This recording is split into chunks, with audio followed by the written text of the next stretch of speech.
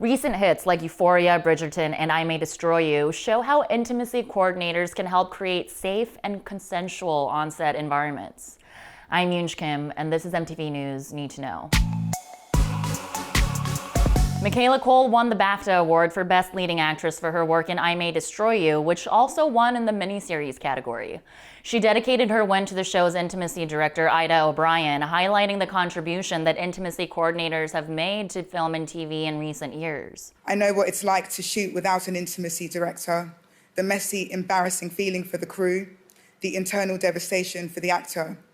Your direction was essential to my show, and I believe essential for every production company that wants to make work exploring themes of consent. The rise of the Me Too movement, started by Tarana Burke, and the subsequent fallout of sexual predators like Harvey Weinstein have led to a growing call for intimacy coordinators to work on productions. Now there are several programs where you can train to not just choreograph sex scenes, but also to advocate for actors and create a comfortable environment. There are 40 to 50 trained intimacy coordinators working around the world today. Actors, especially women, are constantly asked what it's like to shoot sex scenes, and many say they're horribly negative experiences.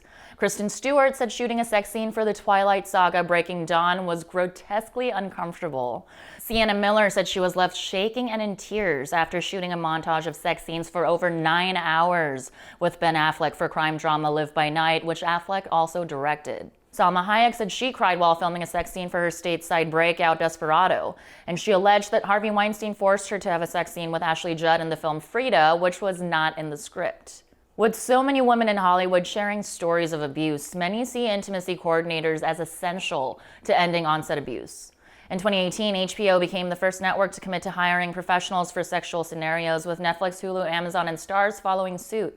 The networks that have mandated intimacy coordinators have created shows including Euphoria, Bridgerton, Sex Education, and Normal People, all of which tackle themes of sex identity, power, and consent. Renowned sexpert Dr. Ruth Westheimer tweeted, "Bravo that the show Sex Education has an intimacy coordinator on set to help the actors who have sex scenes. It's not easy, and providing this sort of mental health professional is important for their well-being." Although the Screen Actors Guild encourages them, intimacy coordinators are still not an industry-wide requirement. It's a relatively new position, and some creators are uncomfortable with the changing status quo. Elle McAlpine, intimacy coordinator for Brave New World, told The Hollywood Reporter, "When we go on set, we're sometimes called the fun police. It's not about that. It's about educating people about this work." The Me Too movement highlighted the need to protect actors during vulnerable takes, but also, as Cole pointed out at the BAFTAs, intimacy coordinators helped create some groundbreaking work. Game of Thrones star Natalie Emmanuel tweeted, "I May Destroy You was one of the most important shows made in 2020 and ever. It tackled sexual assault and how it's handled across different sexualities.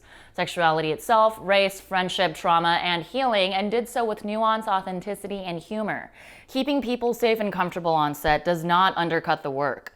In fact, it's arguable that having expert opinions allows for more authentic storytelling, as we saw with I May Destroy You. Not to mention protecting the performers trying to portray vulnerable scenarios without being exploited themselves." I'm Yoonj Kim, and that's what you need to know.